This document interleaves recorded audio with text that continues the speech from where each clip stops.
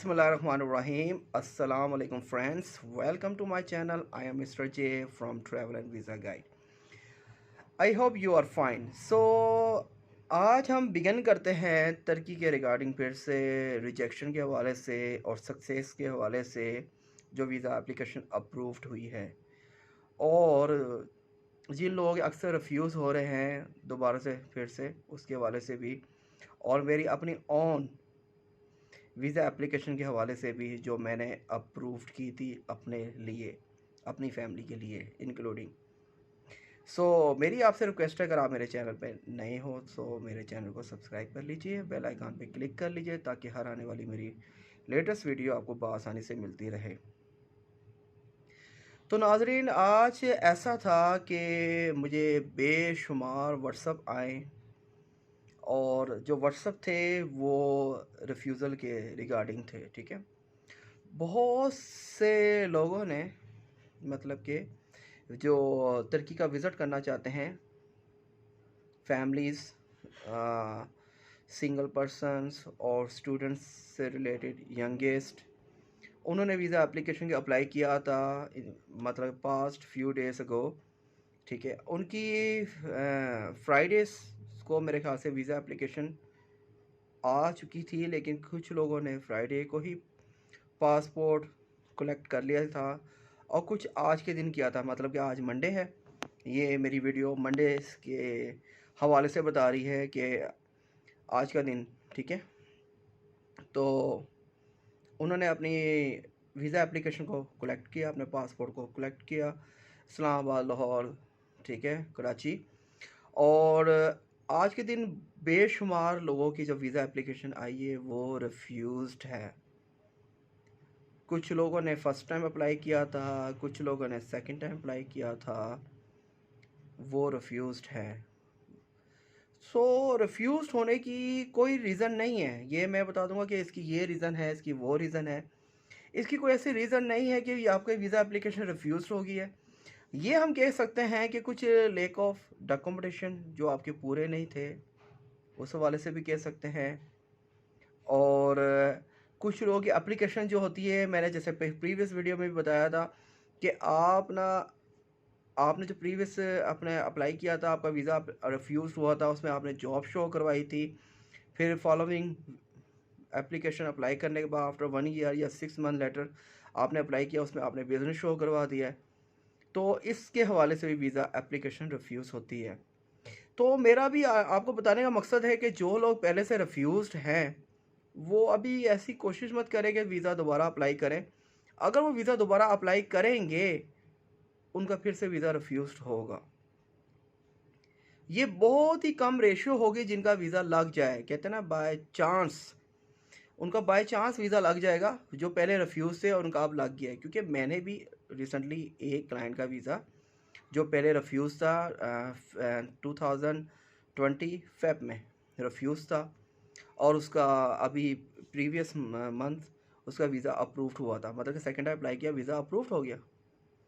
तो ये by chance लग गया, ठीक है ना। तो किसी किसी का बाय चांस वीज़ा लग सकते हैं। मैं ये नहीं कहूँगा कि आपने पिछली दफ़ा अप्लाई किया था रिफ्यूज़ हो गया, आप अप्लाई किया आपका वीज़ा फिर से रिफ्यूज़ हो जाएगा। जहाँ तक रेशियो रिफ्यूज़ है वो ज़्यादा है। जो पहले रिफ्यूज़ थे उन्होंने दोबारा अप्लाई किया after 3 months ago, 6 month ago, मतलब कि रिफ्यूज़ थे और दोबारा उन्होंने अप्लाई किया लेटर, तो उनका वीज़ा रिफ्यूज़ फिर से हो गया है। इसमें चांस ज़्यादा है कि आपका वीज़ा रिफ्यूज़ होगा। तो उससे बेहतर ये है कि आप कुछ देर वेट कर लें, अभी वीज़ा एप्लीकेशन ना सबमिट करवाएं, क्योंकि इस टाइम तुर्की की ऊपर क्वाइट लोड है वीज़ा एप्लीकेशन का। क्योंकि देखें यूरोप इस टाइम बंद है, वो वीज़ा एप्लीकेशन नहीं एक्सेप्ट करा एज अ टूरिज़म के हवाले से। कोई एम्बेसी ऐसी अभी है नहीं जो टूरिस्ट वीज़ा एक्सेप्ट कर रही है सवाए तुर्की के। तो सारा लोड ही तुर्की के ऊपर पड़ गया है कि वीज़े के लिए, अब जाहिर सी बात है उनके पास भी एक लिमिटेड, जिसको हम कहते हैं कोटा, उनके पास होता है। ठीक है, उन्होंने लिमिटेड कोटा जो है अपना होता है, उस हिसाब से उन्हें वीज़ा अप्रूव करना होता है, देना होता है। वो उनकी जो लिमिट होती है उन्हें तो उस हिसाब से देना ही होता है। तो वो कुछ हद तक वीज़ा अप्रूव्ड कर देते हैं, बाकी हद तक तो वो रिफ्यूज़ करते चले जाते हैं। और जो पहले रिफ्यूज़ है वो दोबारा रिफ्यूज़ कर रहे हैं उनको, और किसी किसी को दे देते हैं। तो इस टाइम जो एप्लीकेशन आपकी जो अप्रूव्ड हो रही है, वो मैं आपको बताता हूँ कौन सी एप्लीकेशन ज़्यादातर अप्रूव्ड हो रही है। जिनके बैंक अकाउंट्स, मैं ये नहीं कहता कि आपके करोड़ों के बैंक स्टेटमेंट, 40 लाख के बैंक स्टेटमेंट, 30 लाख के बैंक स्टेटमेंट, आपका वीज़ा लग जाएगा। बैंक स्टेटमेंट का मतलब नहीं कि वीज़ा लग जाए। आपने उसका बाकायदा एक टैक्स के रिगार्डिंग, एन के रिगार्डिंग आपने प्रूफ भी देना है कि आप प्रॉपर एक बिज़नेस कर रहे हैं, बिज़नेस पर्सन हैं, आप ट्रैवलर हो, आप इतना बिज़नेस करते हैं तो आप ट्रैवल करने के हकदार हो। ये आपने अप्रूव्ड करना होता है अपनी एप्लीकेशन में। क्योंकि तुर्की का वीज़ा आपको 3-4 लाख की बैंक स्टेटमेंट में मिल जाता है। ये तो मिल जाता है, ठीक है? ऐसी कोई बात नहीं है कि आपके पास 7 लाख की बैंक स्टेटमेंट तब भी मिल जाता है, 3 से अबव पे आपको वीज़ा मिल जाता है। ऐसी कोई बात नहीं। बताने का मेरा मकसद ये है कि देखें, लोगों के क्वेश्चन है कि मैंने अपने डॉक्यूमेंट्स बड़े स्ट्रॉन्ग लगाए थे, मेरा वीज़ा रिफ्यूज़ हो गया, मेरी बैंक स्टेटमेंट अच्छी थी, मेरा वीज़ा रिफ्यूज़ हो गया है। वो बात नहीं है, वो बात ये है कि आपकी जो प्रीवियस एप्लीकेशन जो आपने जमा करवाई थी, वो क्या थी, और अब आपने जो एप्लीकेशन जमा कराई वो क्या है। मैं उसकी बात कर रहा हूँ जो रिफ्यूज़ हुआ है, उसकी बात कर रहा हूँ, ठीक है? पहले उसने अभी जॉब शो करवाई थी, सेकंड टाइम उसने अप्लाई किया, बिज़नेस शो करवा दिया।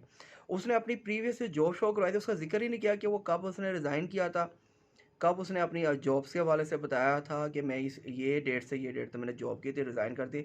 आफ्टर दैट मैंने अपना बिज़नेस न्यू स्टार्ट किया, ये मेरा बिज़नेस कंटिन्यू है राइट नाउ, मैं इस पे वर्किंग कर रहा हूँ। तो इस तरीके से आप अपनी वीज़ा एप्लीकेशन को मेंटेन करेंगे, उस पे वर्क करेंगे तो वीज़ा लगने के ज़्यादा चांसेस होते हैं, अदरवाइज़ रिफ्यूज़ है, ये तो रिफ्यूज़ है, ठीक है?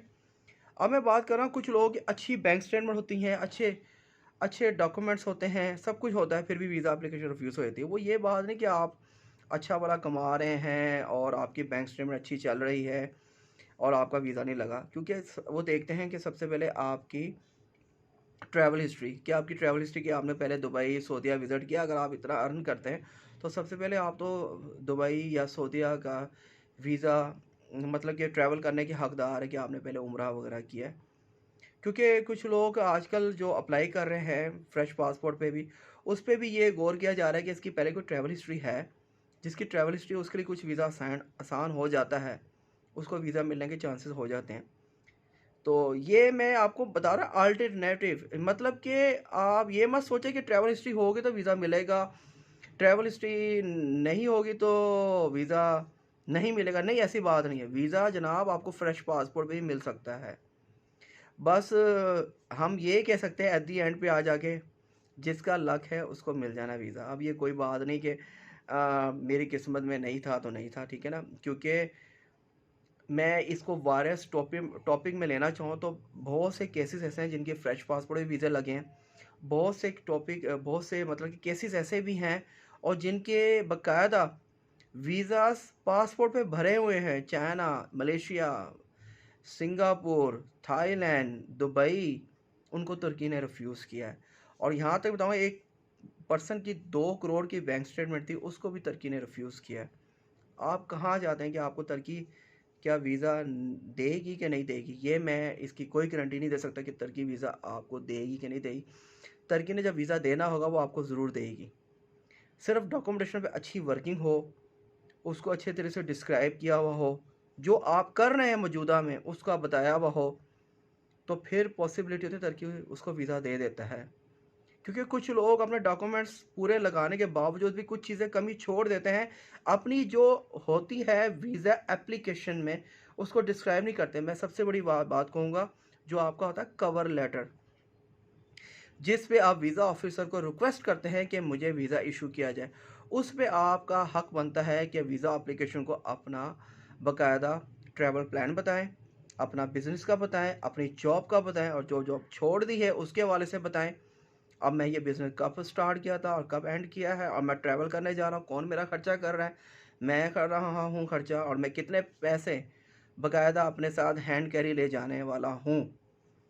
ये चीज़ें आप बाकायदा अपने कवर लेटर पे मेंशन किया करें। उससे भी वीज़ा एप्लीकेशन अप्रूव होने के काफ़ी चांसेस होते हैं। और उसके साथ आप एफिडेविट भी लगा सकते हैं जो स्टाम्प पेपर पे निकलता है, अगर आप फैमिली मेम्बर को लेके जाना चाह रहे हैं। ऑलराइट, तो मेरा यही इस वीडियो में बताने का मकसद है कि आज जो मैंने व्हाट्सअप देखे हैं, लोगों के रिफ्यूज़ हैं वो इतने ज़्यादा आए हैं कि हमारे कई लोगों के आज रिफ्यूज़ल लेटर आए हैं पासपोर्ट के साथ हमारा वीज़ा नहीं अप्रूव्ड हुआ। वही बताने का मकसद है कि लोड उनके ऊपर ज़्यादा है तुर्की के वीज़े का। हर बंदा तुर्की की तरफ मूव हो गया है कि हम अप्लाई करें, क्योंकि एम्बेसी तो राइट नाउ ओवरऑल तो बंद पड़ी हुई है, ठीक है, कोरोना की वजह से। अब वो तुर्की सिर्फ वीज़ा इशू कर रहा है, तो ज़ाहिर सी बात है उसने लिमिट अपनी रेशियो रखी होगी, उस हिसाब से दे रहा है, ठीक है। जो अच्छी एप्लीकेशन है, जो क्वालिफाई कर रहा है, उसको दे रहा है। इस लिहाज से जिसके जो समझ में आता है ये एलिजिबल है, इसको दिया जाए वीज़ा, उसको दिया जा रहा है। तो कुछ लोग मुझे ये भी बताते हैं कि जनाब मेरा तो खाली एंटियन था, मुझे तुर्की ने वीज़ा दे दिया। ऑफ कोर्स आपका एंटियन था, तुर्की ने वीज़ा दे दिया। मैं अपनी बात करूं तो जनाब मैंने अपनी एप्लीकेशन में क्या लगाया था, मैंने अपने कंपनी का अकाउंट खुलवाया। ऑलमोस्ट जो अपनी मैं स्टोरी बताने लगा हूँ, मेरा अकाउंट जनाब लास्ट ईयर 2019 में मैंने अकाउंट की जो ओपनिंग करवाई थी वो 2019 मई में करवाई थी, 1 मई से स्टार्ट कर लें। और मेरी कंपनी, ज़ाहिर सी बात है आर्ट जेनिंग्स के वाले से बता रहा हूँ, तो मेरी कंपनी जो थी वो कंटिन्यू चलती रही। और मैंने जब वीज़ा अप्लाई किया था अपना सितंबर में अप्लाई किया था, अब आप लगा लें 4 से 5 मंथ्स की मेरी जो बैंक स्टेटमेंट थी वही थी। और बाकायदा उस हवाले से बताना चाह रहा हूँ आपको कि जब मेरे अकाउंट की रनिंग होती थी वो इतनी ख़ास नहीं होती थी। कभी कभी मेरे पास 4-5 लाख भी आते थे, कभी 2 लाख भी आते थे, और वो निकल जाते थे। अक्सर मेरा अकाउंट ज़ीरो पे जाता था, 70-80 हज़ार होता था, कभी 20 हज़ार, कभी 10 हज़ार, ठीक है। जब मेरा टाइम आया अप्लाई करने का, जब मैंने कहा हाँ जी अप्लाई किया जाए, अब मैं ट्रैवल पे जाना चाह रहा हूँ, फैमिली के साथ विज़िट करता हूँ, ठीक है, तो मैंने सितंबर में पैसे कुछ उसमें डिपॉजिट करवाना शुरू किए। 5 लाख डलवाया, फिर उसमें 2 लाख और डलवा दिया। करते करते मैंने 10 लाख तक अपनी स्टेटमेंट ले गया। और मैंने सितंबर 20 को अपनी बैंक स्टेटमेंट निकलवाई 2019 में, और अपनी फैमिली का केस अप्लाई किया। उसमें मैंने सिंपल डॉक्यूमेंट्स लगाए थे, खास नहीं लगाया, खाली एंटीएन ही था और फाइलर हूँ बाकायदा में। वो मैंने पेपर लगा के अपनी वीज़ा एप्लीकेशन, अपना एफिडेविट और अपनी बोतल booking, air ticket, cover letter, ये सारे डॉक्यूमेंट्स लगा के मैंने वीज़ा एप्लीकेशन सबमिट करवाई थी। उसमें मैं, मेरी मिसेस, मेरी बेटी जो 2.5 माह की थी, ठीक है, वो, और इंक्लूडिंग मेरे अपनी फैमिली में मेरी मदर इन लॉ, जिनका ख़र्चा उठाने की ज़िम्मेदारी मैंने ली थी, उसका मैंने बाकायदा एफिडेविट लगाया था। और किसी की बैंक स्टेटमेंट थी सवाए मेरे, ठीक है, उस पर जनाब मेरी पूरी फैमिली के वीज़े लगे थे। और मैं ट्रैवल करके आया, बाकायदा मेरी तुर्की के हवाले से मेरी वीडियोस भी हैं।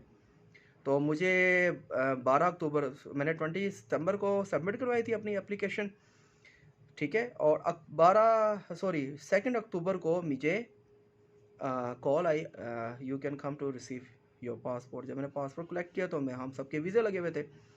तो 10 अक्टूबर को मैंने ट्रैवल करना था। 10 अक्टूबर को ट्रैवल किया, विद इन 7 डेज से 8 डेज मैं वहाँ पे ट्रैवलिंग करके मैं वापस आ गया था अपनी फैमिली के साथ। ज़ाहिर सी बात है मैं बेसिकली टूरिस्टों में घूमता फिरता रहता हूँ, क्योंकि मेरी फैमिली तो फर्स्ट टाइम अप्लाई किया था, उनका टूरिस्ट वीज़ा था। और मदर इन लॉ ने पहले उम्रा किया हुआ था और फैमिलीज़ में नहीं था। और मैं पहले काफ़ी ट्रैवल कर चुका था, लेकिन मैं डिफरेंट कंट्रीज़ में पहले रह कर आया हूँ। तो ज़ाहिर सी बात है मैं ये भी कह सकता हूँ कि मेरी ट्रैवल हिस्ट्री थी, इसलिए मुझे वीज़ा दिए गए हैं। लेकिन मेरा ये बताने का मकसद है कि मेरे कोई ख़ास डॉक्यूमेंट्स नहीं थे, ठीक है ना। ये बात देखें, मेरा एंटीएन था, चैम्बर नहीं था, और मेरी रिटर्न कोई नहीं थी, और बाकायदा एप्लीकेशन में लिखी थी, उस पर मेरी पूरी फैमिलीज़ को वीज़े मिले और मैं ट्रैवल करके आया। तो मेरा बताने का मकसद है कि जनाब मैंने भी इस तरीके से वीज़ा लिया है, और कई लोगों ने मेरे यूट्यूब चैनल पे, मेरे सब्सक्राइबर हैं, उनको भी वीज़े मिले हैं, उन्होंने भी कहा कि हमें भी मिले हैं वीज़े, ठीक है। ये किस्मत की बात है, मैं भी कह सकता हूँ जिसका दाना पानी उसको मिल जाएगा वीज़ा, ठीक है ना। ये इतनी बड़ी बात नहीं कि बहुत बड़ा तीर मार लिया, मैंने भी कोई ख़ास तीर नहीं मारा, मेरी किस्मत में था, मुझे मिल गया वीज़ा। अल्हम्दुलिल्लाह आज तक मैं रिफ्यूज़ नहीं हुआ किसी कंट्री से, मुझे वीज़ा मिलते रहे हैं और मिलते रहें। और इस तरह बहुत से लोग हैं उनको भी वीज़ा मिलते रहे, क्योंकि ये सिर्फ आपकी एक, कह सकते हैं आपकी हिस्ट्री, अगर आपने अच्छी हिस्ट्री आपकी होगी जो आप शो करवा रहे हो किसी भी एम्बेसी को, वो आपको वीज़ा देंगी। क्योंकि कई लोगों की अच्छी हिस्ट्री होती है, उसको देख के वो एम्बेसी उसको वीज़ा देती है कि हाँ जी ये पर्सन मतलब कि ये वापस आएगा, इसको वीज़ा दिया जाए। तो बताने का मकसद है कि राइट नाउ तुर्की जो है ना वो कंसंट्रेट कर रही है एंटीएन फाइलर के साथ, और टैक्स रिटर्न को भी देख रही है बाकायदा। और वो भी देख रही कि इसने पहले कोई 1-2 ट्रैवल किए, अगर ट्रैवल किए हुए होंगे आपके तो आपके लिए वीज़ा लेना आसान हो जाएगा, अदरवाइज़ आपके लिए भी वीज़ा लेना मुश्किल है। आप फ्रेश पासपोर्ट वीज़ा अप्लाई करेंगे, उसमें आपको 50% चांस है कि मिल भी सकता है, नहीं भी मिल सकता। ठीक है, मैं 100% नहीं कह रहा कि रिफ्यूज़ होगा, 50% चांस है, क्योंकि अभी लगे भी, हमारे भी वीज़े लगे हैं फ्रेश पासपोर्ट पे। ऐसी बात नहीं कि नहीं लगते, लगते हैं। वीज़े हर तरह की कैटेगरी में लगते हैं, ये नहीं कि नहीं लगते हैं, लेकिन एक मैं आपको बता रहा हूँ कि चांस कहते हैं you can get chance, right, you will get chance. तो ये आपका एक चांस है कि अगर आपको मिल गया तो मिल गया, नहीं मिला तो ज़ीरो। जिसको रिफ्यूज़ लग गया तो उसके लिए नेक्स्ट टाइम अप्लाई करना भी रिफ्यूज़ल होता है, उसको बड़ा सोच समझ के अप्लाई करना होता है नेक्स्ट टाइम के लिए। ये नहीं कि वो आंख बंद करके दोबारा अप्लाई करे, कोई भी किसी किस्म के डॉक्यूमेंट दोबारा तैयार करके वो लगाए। प्रीवियस फाइल पे फोकस किया जाता है कि आपकी प्रीवियस फाइल किस तरह की थी, वो निकालते हैं, उसको देखते हैं, नेक्स्ट फाइल को देखते हैं।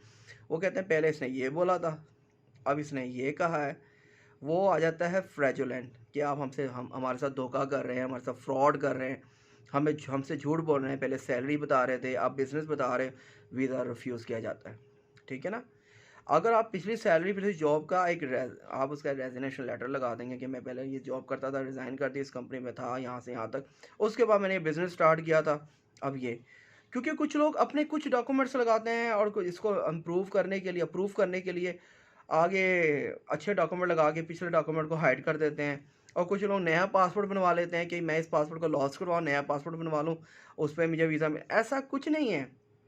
आपका आईडी कार्ड नंबर एक है, आपका पासपोर्ट नंबर एक है, आप जितने मर्ज़ी पासपोर्ट बनाएँ, आपकी पिछली हिस्ट्री निकल आती है, उनके पास ऑलरेडी मौजूद होती है। जब नंबर डालते हैं, तो साथ ही आपके डॉक्यूमेंट्स उनके पास जो सबमिट हुए होते हैं, वो उनके पास हमने रखे होते हैं, वो आपकी प्रीवियस फाइल निकाल लेते हैं, उसमें देखते हैं इसने ये बताया था पहले। और बाकायदा इनके पास वो डॉक्यूमेंट टोटल तौर पे स्कैन हो जाते हैं और बाकी फ़ाइल ये अपने तौर पे जहाँ रखनी है वो रख लेते हैं। वो स्कैन किए हुए रखे होते हैं और वो अपलोड करते थे आपकी आपकी एप्लीकेशन के साथ कि इसने ये डॉक्यूमेंट दिए थे, इसकी वीज़ा एप्लीकेशन रिफ्यूज़ की गई है, इसने ये डॉक्यूमेंट्स दिए थे, इसकी वीज़ा एप्लीकेशन एक्सेप्ट की गई है। तो उसके उसके मुताबिक आपको वीज़ा इशू किया जाता है, दिया जाता है। ठीक है ना? तो ये मत सोचें कि आप पासपोर्ट नया बनवा लेंगे कि आपको वीज़ा मिल जाएगा। आप मतलब कि इस तरह आप कोई इन्फॉर्मेशन हाइड करेंगे आपको वीज़ा में, ऐसा कुछ नहीं होता, वीज़ा रिफ्यूज़ होता है। मेरी ये वीडियोस आपके लिए काफ़ी लॉन्ग हो चुकी है, मैं जानता हूँ, लेकिन मेरी आप लोगों से गुजारिश है, रिक्वेस्ट है यही कि आप इतना सीरियस ना लीजिए अपनी एप्लीकेशन को। अगर एप्लीकेशन को तैयार करना चाहते हैं, उसको आप सबमिट करवाना चाहते हैं, तो आप अच्छे तरीके से उस पर वर्क करें। ठीक है, जल्दबाजी मत करें, अपना डॉक्यूमेंटेशन को अच्छी तरीके से कंसल्ट कर लीजिए। जैसे कि हम भी एक सर्विस प्रोवाइड कर रहे हैं, हम भी उस हवाले से देखते हैं कि किसकी एप्लीकेशन अच्छी है जो अप्लाई किया जाए। क्योंकि कुछ लोग तो बस देखते ही कुछ नहीं है, वो ये सोच रहे कि आज तुर्की वीज़ा बढ़ा दे रहा है, हम वीज़ा ले लेते हैं तुर्की का। ऐसा कुछ नहीं है, तुर्की एक लिमिटेड दे रहा है। अगर अच्छी फ़ाइल प्रिपरेशन होगी, अच्छे डॉक्यूमेंटेशन आपके होंगे और अच्छे तरीके से डिस्क्राइब होंगे, तो वीज़ा मिलने के चांस होते हैं अच्छे। मैं ये नहीं कहता कि हर बंदे को 100% आपको वीज़ा दिया जाएगा। वीज़ा तो आपको लग ही जाएगा, ऐसा कोई बात नहीं है, लेकिन उसको अच्छे तरीके से मतलब कि आप प्रेज़ेंट करें एम्बेसी को, उसको दिखाएँ कि मैं ये डॉक्यूमेंटेशन आपको प्रोवाइड कर रहा हूँ और तुर्की के लिए मैं ट्रैवल करना चाहता हूँ, काइंडली मुझे ये वीज़ा इशू किया जाए। उस पे चांसेस होते हैं, वीज़ा लग ही जाता है। कई लोगों के वीज़ा लगते हैं तो वो खुशी मनाते हैं, और जिन लोगों के वीज़ा रिफ्यूज़ हो जाते हैं, वो ज़ाहिर-सी बात है, उन्होंने अच्छी भले फ़ाइल के पैसे खर्च किए होते हैं। एम्बेसी फ़ीस आजकल कम से कम 18,000 तक जा रही है। इंश्योरेंस डाले तो 20,000 और 10-15,000 रुपये फ़ाइल पे लग जाए, 30-35-40,000 रुपये आपका लग जाता है। और वीज़ा जब रिफ्यूज़ हो जाता है, फिर ज़ाहिर-सी बात है, you will be very sad. आप एक सैड फीलिंग आप लेके बैठ जाते हैं, या मेरा वीज़ा रिफ्यूज़ हो गया है। फिर सेकंड टाइम फिर अप्लाई करते हैं, फिर रिफ्यूज़ हो जाता है। वो आपका पैकेज इतना एक्सपेंसिव हो जाता है कि आपको वीज़ा रिफ्यूज़ हो गया, लेकिन आपको वीज़ा नहीं मिला। वीज़ा मिल जाता है तो वो आपके लिए खुशी का एक मतलब कि मुज़ाहरा होता है कि आपका वीज़ा लग गया, आप खुश हैं। तो जनाब, मुझे उन लोगों सब के लिए मतलब कि सैड भी हूँ, उस वाले से मुझे दुःख भी हुआ है, और जिन लोगों के आज वीज़ा एप्लीकेशन रिफ्यूज़ हुई है, लेकिन उनको कहो, मैं मेरी तरफ से यही है, मैं कहना चाहता हूँ कि फ़िक्र की बात कोई नहीं है। ठीक है, आप कंटिन्यू रखें, इंशाल्लाह ताला फ्यूचर में आप दोबारा अप्लाई करें, मशवरे के साथ चलें, इंशाल्लाह ताला अल्लाह आपकी हेल्प करे और आपका वीज़ा अप्रूव्ड हो। क्योंकि ज़ाहिर सी बात है, आप किसी मकसद से या किसी इम्प्रूवमेंट के लिए या अपनी ट्रैवल हिस्ट्री के लिए वीज़ा लगवाना चाहते हैं कि फ्यूचर में आप अच्छी कंट्री का भी वीज़ा हासिल करें, वहाँ भी ट्रैवल करें, ज़ाहिर सी बात है हर बंदे का ड्रीम होता है कि मैं ट्रैवल करूँ, मैं एज अ टूरिस्ट मैं घूमूँ फिरूँ, अपनी अपनी ट्रैवल हिस्ट्री को इम्प्रूव करूँ कि आगे मैं फ्यूचर में अच्छी कंट्रीज़ के भी विज़िट करूँ, जैसे यूरोप के लगा लो, अमेरिका का लगा लो, कनाडा का लगा लो, यूके का लगवा लो, ठीक है। तो इससे आपके पासपोर्ट की अच्छी वैल्यू बन जाती है। ज़ाहिर सी बात है हमारा तो ग्रीन पासपोर्ट है, हर बंदा है ये ग्रीन पासपोर्ट, हर हर बंदा इसको एक मतलब कि अपने आप को लो कैटेगरी में ले लेता है कि यार पाकिस्तानी को वीज़ा मिलना मुश्किल है। ऑफ कोर्स मुश्किल उन लोगों के लिए है जिन लोगों की ट्रैवल हिस्ट्री अच्छी नहीं है। ट्रैवल हिस्ट्री को अच्छा बनाएं, अपनी हिस्ट्री को अच्छा बनाएं, ठीक है। अपने बिजनेस से रिलेटेड ट्रैवल हिस्ट्री, फैमिली से रिलेटेड, अपने बिजनेस से रिलेटेड किसी कंट्री का वीज़ा लेना कोई मुश्किल नहीं है। मैं कहता हूँ इट्स वेरी इजी। जस्ट आपको वर्किंग अच्छी करनी पड़ेगी और कुछ नहीं, ठीक है भाई। तो दोस्तों मेरा इस वीडियो में बताने का मकसद ये था, आपको सैड होने की कोई ज़रूरत नहीं है, आप इस पे हौसला रखें, ठीक है। कंटिन्यू रखें, इंशाल्लाह ताला नेक्स्ट टाइम अप्लाई कीजिएगा तो मशवरे के साथ चलें, फ़ाइल को या प्रीवियस फ़ाइल को आप डिस्कस लेके चलें, ठीक है। तो इंशाल्लाह ताला अल्लाह बेहतर करेगा तो आपका वीज़ा नेक्स्ट टाइम अप्रूव ज़रूर होगा। ऑलराइट, तो इंशाल्लाह मिलते हैं नेक्स्ट वीडियो में। Thank you for watching, goodbye, अल्लाह हाफिज़।